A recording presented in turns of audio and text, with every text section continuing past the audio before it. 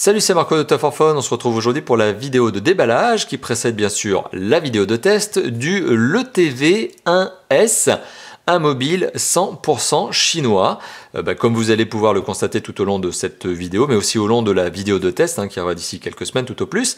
Alors on est en face du LeTV 1S qui nous a été fourni donc par une boutique d'importation de mobiles chinois. D'ailleurs je tiens à les remercier, il s'agit de TinyDeal, donc TinyDeal qui nous a permis d'obtenir ce téléphone à l'occasion de ce test.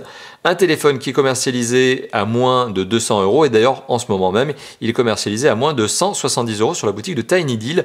On est en décembre 2015 lorsque je fais cette vidéo. Petite précision qui peut avoir son utilité tout de même.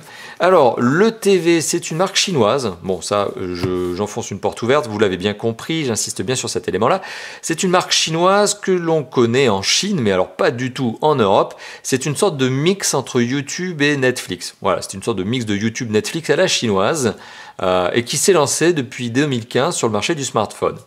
Avec un certain succès, puisque finalement les téléphones de LeTV sont très bien spéqués pour des prix qui sont bien très raisonnables.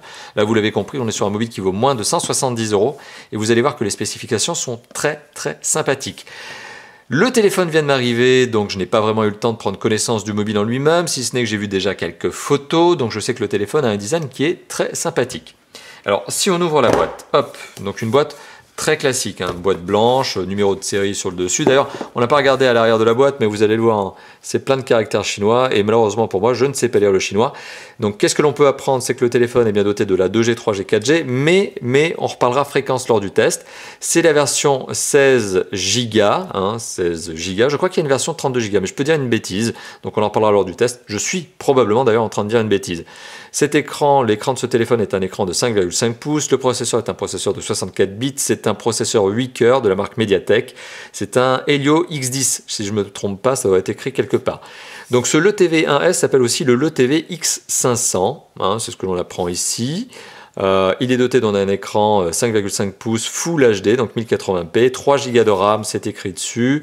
C'est un double carte SIM ou carte SIM plus micro SD, donc il est GPS GLONASS et Beidou BDS. L'USB, on va le voir, c'est un USB type C et il a une batterie de 3000 mAh et puis il y a plein de jolis pictos pour dire qu'il est MHL, Dolby Audio et qu'il est DTS HD. Voilà, donc plein de belles choses. Alors le téléphone en lui-même, hop, on le prend en main tout de suite, présente sincèrement vraiment super bien.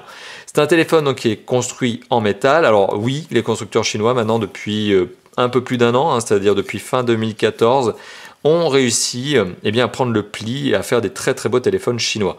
Ici, on est sur une marque qui s'appelle LeTV, qui est une marque un petit peu connue quand même en Chine, qui ne peut pas se permettre n'importe quoi, et qui doit probablement passer par des productions, des chaînes de production très qualitatives, on imagine. Donc c'est un téléphone construit 100% métal, construction donc châssis, carrosserie métal, tout est en métal. La batterie n'est pas amovible, le dos du téléphone ne peut pas être retiré. C'est un téléphone qui présente très bien. Là, on a l'impression à la rigueur qu'il est borderless. Alors, c'est pas tout à fait vrai, on en reparlera lors du test, il y a quand même une petite épaisseur. Mais bon, il y a un sentiment ici très qualitatif qui se dégage de ce téléphone. C'est peut-être pas le téléphone le plus premium qui existe, mais quand même, on n'est pas loin des téléphones full aluminium que l'on retrouve notamment chez certains constructeurs taïwanais. Donc on est pas mal, vraiment le design est vraiment très sympathique ici. Bon, après, on le sait, le design, ça fait pas tout, et notamment le test vous permettra de savoir si c'est un bon téléphone au final ou pas. Le téléphone est posé sur un berceau en plastique. Sous le berceau en plastique, on retrouve une petite pochette, hop, voilà, en carton. Voilà, je suis en train de tout démonter. Donc dans la pochette en carton, qu'est-ce qu'on retrouve? Eh bien, le petit trombone avec le marquage LeTV. Voilà. Est-ce qu'on va le voir à la caméra? Voilà, marquage LeTV. On retrouve à l'intérieur de la petite pochette une petite documentation, mais elle doit être écrite en chinois.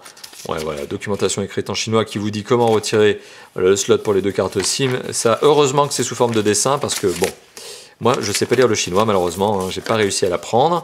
Je sais dire juste 4 mots et ça suffit.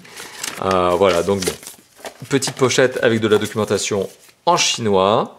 Et à l'intérieur de la boîte, qu'est-ce qu'on retrouve? Alors, on retrouve, hop, un adaptateur secteur. Alors, petite parenthèse, l'adaptateur secteur, là vous le remarquerez, il est, bon, LeTV, il est brandé LeTV, USB, bon, il est au format, je crois, Chine ou Angleterre, alors j'aurais du mal à vous le dire, je crois que c'est Chine, mais rassurez-vous, l'importateur, donc TinyDeal, vous fournit un adaptateur secteur ici, qui va donc s'adapter à l'adaptateur. Il faut juste que je le retrouve, je ne sais plus où je l'ai mis. J'ai dû le mettre quelque part, bon, je ne sais plus. Donc un adaptateur ici, qui va vous permettre de l'adapter, cet adaptateur, hein, c'est une belle la palissade, ce que je suis en train de dire, sur une prise secteur classique FR, voilà, donc européenne. Bon, donc vous inquiétez pas, vous avez bien ça. C'est un peu dommage en soi, mais c'est pas un mobile qui est construit, qui est destiné au marché européen, hein, je le rappelle, c'est un mobile mais 100% chinois destiné normalement au marché chinois uniquement. Mais TinyDeal l'importe, et vous avez donc un adaptateur secteur fourni par TinyDeal pour justement essayer de corriger ce problème. Vous avez également un câble USB, alors j'allais dire micro USB, oui, enfin c'est un micro USB type C.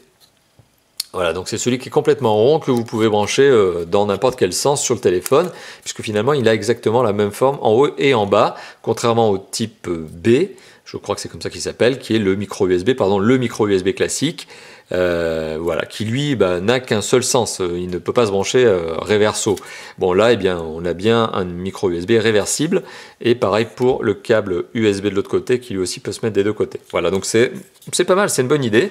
On verra si dans la pratique c'est utile justement sur ce téléphone. Voilà. Premier sentiment, vous l'avez compris, extrêmement positif. Le téléphone a un beau design, il est fourni avec des accessoires de base, pas de kit piéton, vous l'aurez remarqué, et on est vraiment sur le strict minimum aujourd'hui avec un téléphone. Bon, pas de kit piéton parce qu'on est sur un téléphone qui est destiné au marché chinois, qui est importé. En Chine, ils n'ont pas cette obligation-là. Voilà, donc merci d'avoir visionné cette vidéo. N'hésitez pas à la commenter, la liker, la partager si vous avez envie et à vous abonner à notre chaîne YouTube si ça n'est pas déjà fait. Moi, je vous dis à très bientôt donc pour la vidéo de test de ce téléphone que je suis impatient de tester justement parce que je trouve qu'il y a un intérêt. On est face à un mobile qui présente bien, qui est proposé à un prix extrêmement agressif, hein, moins de 170 € décembre 2015. C'est vraiment très agressif pour un téléphone qui a de très bonnes spécifications. Mais bien sûr, ça, on en reparlera lors du test. Allez, encore une fois de plus, merci d'avoir visionné cette vidéo et je vous dis à très bientôt pour le test. Et entre-temps, d'autres vidéos de déballage, de présentation, etc. comme d'habitude. Allez, à bientôt. Ciao, ciao.